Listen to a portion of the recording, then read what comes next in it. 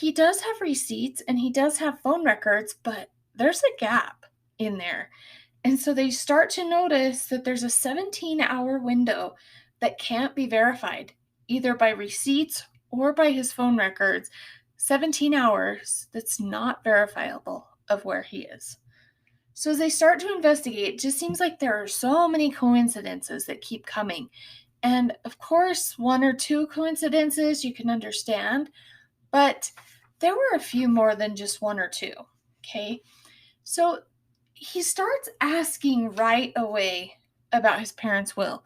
2 days after the murder, he's already asking about his parents' will.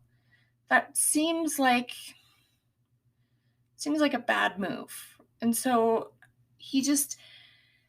we're talking about his parents have just been brutally murdered, and they're still questioning him. They're still looking for who did it, and he's interested in how much he's going to get back from it. So as he starts to question the will, the police start to look at things just a little bit more, and it looks like Ernie III might be actually set to receive the biggest jackpot he'll ever get. $2 million is set to come his way on his 30th birthday. Now, luckily, he's almost 30, so that's another huge coincidence. This is just a few months away that he turns 30 and he gets this inheritance. So Ernie III, when he was purchasing his home, had a pretty unstable income as a professional poker player. You can't exactly walk into a bank and say, hey, I'm good for this loan of $600,000. I play poker, right? So his dad had actually loaned him the money, and they had given him a loan of $600,000 to purchase the home that he wanted. He had been making the payments every month. His payment every month was $3,850, and he had been making that without fail to his dad, except for that very month. He had not paid that month yet. So that was another coincidence. One article that I read even stated that Ernie III had purchased another house in Los Angeles. So not only did he have this house, he also had purchased another one in Los Angeles, and I'm not sure who knew about that house. Now, in 2008, as the real estate market was crashing, Ernie Jr. and Charlene had actually asked their son if he could pay back the loan. They were going to need the money back, and so they asked him if he could go ahead and just pay the money back, and the police start to believe that maybe this was an attempt to avoid paying back that loan, while he's also going to profit from the inheritance that he's going to receive. So there are quite a few things, like I said, that were suspicious about the way that he'd been acting. There were a few other coincidences that kind of added up. In the days following the murders, he washed his car. He had brand new tires put on it. Ernie III had actually even let it slip when talking to his wife that there was a sword missing from a linen closet in his parents' house. So when he says that right away, his wife Robin remembers just having a feeling come over her that there was more to that comment than what he said, that he had actually meant that he knew what had happened. And the one other part of that is that the bloody footprints that were found actually were leading to the closet area. So it just made it seem even more like a coincidence. Now, after the murders, Ernie III goes on kind of a little grieving hiatus. He just disappears. He completely disappears, and nobody knows where he is. He reportedly went to Las Vegas. He was all over the place just to avoid getting caught.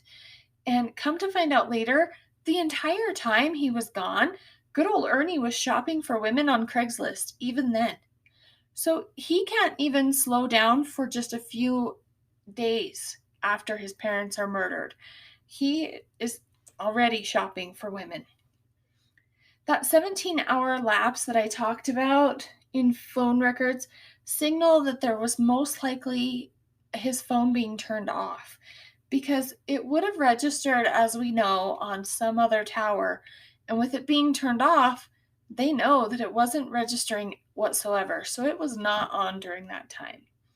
There's also a surveillance video that shows a car that's very similar to Ernie's Camaro that's going into the country club neighborhood, and it fits the time window within that 17 hours as well. So before long, police start to think we have enough of these coincidences that we can build a case against him. So they locate Ernie the Third living in an apartment, and guess what? He's living with another girlfriend. So they do arrest him, and he goes to trial. Now, at the trial, defense argues that there's a huge discrepancy here. After all, the shoe prints found are clearly a size 12 shoe. Ernie does not wear a size 12. He wears a size 10. That's a huge difference. None of this adds up, right? So that's basically their argument. None of it's really adding up. Your evidence that you have does not add up to be him. In one of the crime scene photos introduced by the defense, there's actually a bloody piece of paper in the picture.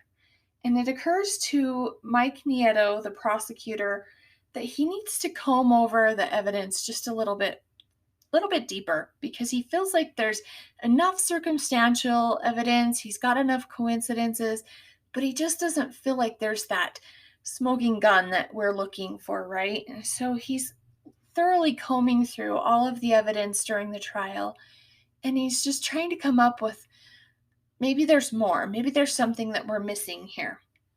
Now, as he zooms in on one of those pictures that shows that piece of paper, he realizes that it can be pretty clearly read.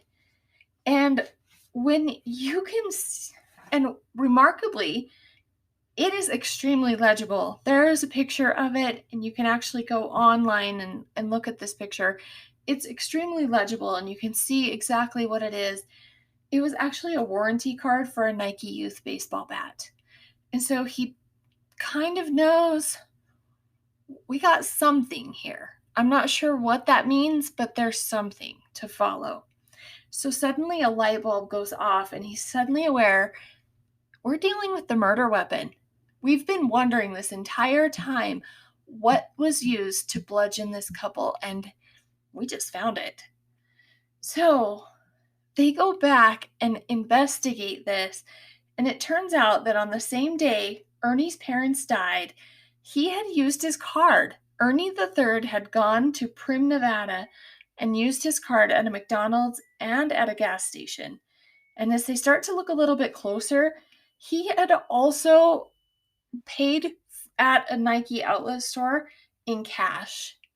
3 items were purchased on that transaction, and it was a Nike brand youth baseball bat, a pair of soccer goalie gloves, and a pair of size 12 Nike Tomahawk shoes.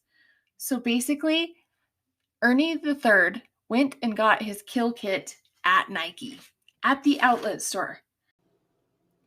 Judge Jeffrey Horner wanted to make sure that Ernie the Third never gets released, and although it might seem redundant, Ernie the Third was convicted of 2 counts of first-degree murder, as well as 2 counts of murder for financial gain, and 1 count of committing multiple murders. He was sentenced to 2 consecutive life terms without parole. I think he's exactly where he should be, so let me know what you guys think. What are your thoughts on this case? I had never heard about it before, so I found it pretty interesting, so let me know what you think. And as always, I can't wait to see you again next week, and I will be here with another Sinister story, so join me then. Thank you.